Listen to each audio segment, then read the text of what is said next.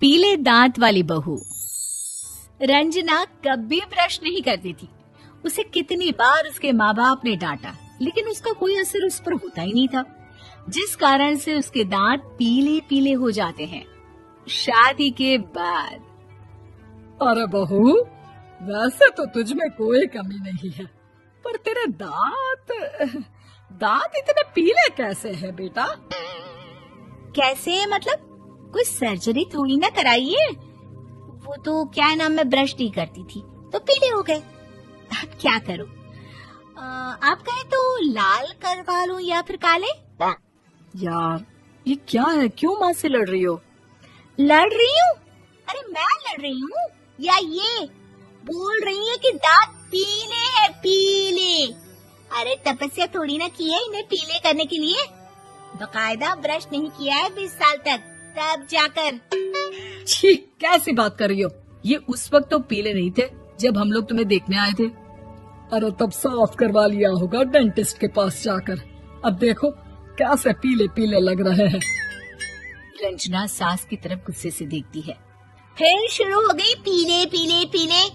अरे पीले तो तब भी थे जब मेरे हाथ का रसगुल्ला उड़ा उड़ा कर खा रही थी और बोल रही थी, लड़की नहीं गुणों का खजाना दे रहे भाई साहब आप।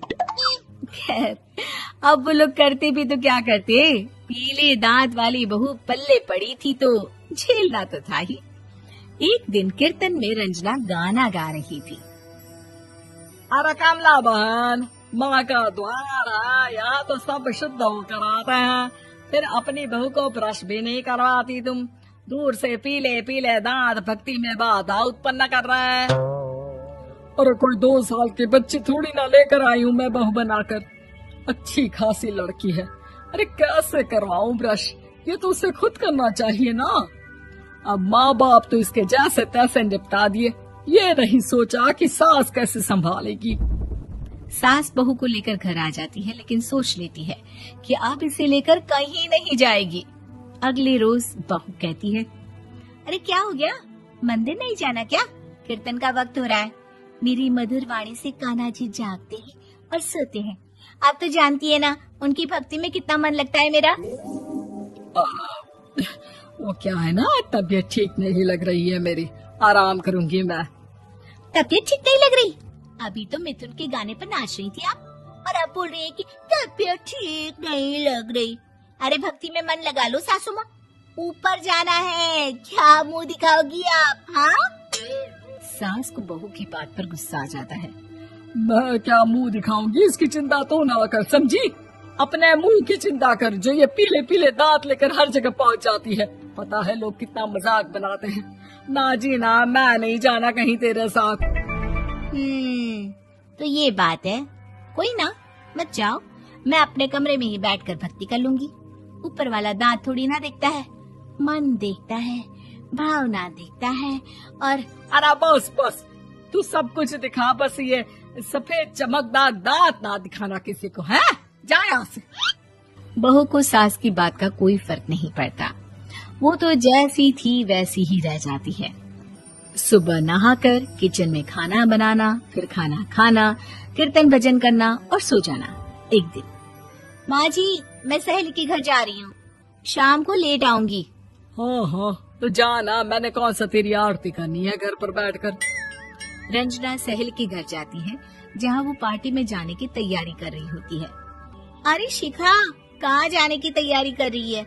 मैं गलत वक्त पर आ गई क्या? अरे नहीं यार, उल्टा सही वक्त पर आ गया। मैंने ये साड़ी और ज्वेलरी निकाली है यार, शाम को इनके ऑफिस की एक पार्टी में जाना है। बताना कैसा लग रहा है ये सब? नहीं यार, इस ड्रेस के साथ तो वो वाली ज्वेलरी अच्छी लगेगी। हाँ हाँ सही बोल रही है, मैंने ध्यान ही नहीं दिया। वैसे तो हमेशा से मस्त फैशन सेंस रखती है आप। तो बड़ा जाती होगी ना पति के साथ पार्टी में। रंजना कुछ नहीं बोलती, बस सोचती है कि यार काश ये बात सही हो जाती। पर मैं क्यों नहीं जाती पार्टी में? क्या इन लोगों की कोई पार्टी होती नहीं होगी? रंजना घर आती है और रात में पति से सवाल करती है, एक बात बताइए, आप मुझे किसी पार्टी में क्यों नहीं ले जाते? क्या आपके यहाँ ऑफिस में पार्टी नहीं होती? पति बेचारा क्या कहता कि दांत पीले हैं तुम्हारे इसलिए। अरे कोई पार्टी होती नहीं हम लोगों के ऑफिस में, तो कहाँ से लेकर जाऊं? और मार्केट, मॉल, कहीं वीकेंड घूमना, कहीं तो। अरे यार सारे हफ्ते में एक छुट्टी मिलती है, तो सोचता हूँ कि आराम ही कर लूं। क्यों? रंजना मन मार के रह जाती है। पहले कभी सास के साथ मंदिर जाया करती थी, लेकिन वो भी सास ने ले जाना बंद कर दिया। घर बैठी बैठी रंजना बोर हो जाती है। तभी उसे आइडिया आता है और वो मायके जाने का सोचती है। सासू माँ, 2 दिनों के लिए मम्मी के घर जा रही हूँ। अच्छा ठीक है, आराम से जा।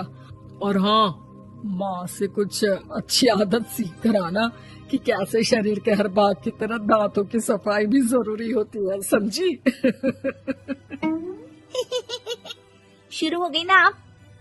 वो लोग आपकी तरह नहीं है कि छोटी छोटी बात का बतंगड़ बना दे। उन लोगों के लिए मैं मायने रखती हूँ, ना कि मेरे पीले पीले दांत। रंजना माँ को बिना बताए उन लोगों को सरप्राइज देती है, लेकिन जैसे ही वो दरवाजे पर पहुँचती है, अंदर देखती है कि घर वाले कहीं जा रहे होते हैं। अब माँ, काश रंजना दीदी के दांतों वाली प्रॉब्लम नहीं होती, तो वो भी हम लोगों के साथ चलती ना बुआ जी की बेटी की शादी में। हाँ बेटा, लेकिन अब उसे कौन समझाए कि उसको उसके पीले दांत नहीं दिखते, लेकिन उसके आसपास के लोगों को कितना एम्बैरेसिंग फील कराते हैं। मुझे तो कितनी बार उसके स्कूल की टीचर ने शिकायत की कि उसके साथ कोई लड़की बैठना भी नहीं चाहती, और ना ही कॉलेज में कोई उससे बात करना चाहता था। लेकिन पता नहीं क्यों उसे ये बात समझ में ही नहीं आती। कोई कमी नहीं है उस लड़की में, बस यही कि दांत पीले हैं। वो तो भला हो जीजा जी और उनकी माँ का, जो दीदी को जैसी है वैसे ही रखा हुआ है। रंजना को अपने घर वालों की बात सुनकर बहुत दुख होता है। वो सोचती है कि वो क्या करे, लेकिन फिर वो सीधा डेंटिस्ट के पास जाती है, अपने दांत चमकाती है और कसम खाती है कि वो रोज ब्रश करेगी। अरे क्या हो गया? तुम तो 2 दिनों के लिए गई थी ना। पर कोई ना, अच्छा है, चलो आ गई तो। रंजना सास के सामने आकर खड़ी हो जाती है और पूरी स्माइल करती है, उसके चमकदार दांतों को दिखाती हुई। हाँ? चले मंदिर। माँ, मुझे माफ कर दीजिए, मैंने आप लोगों को बहुत एम्बैरेसिंग फील करवाया। मैं आज से रोज ब्रश करूंगी।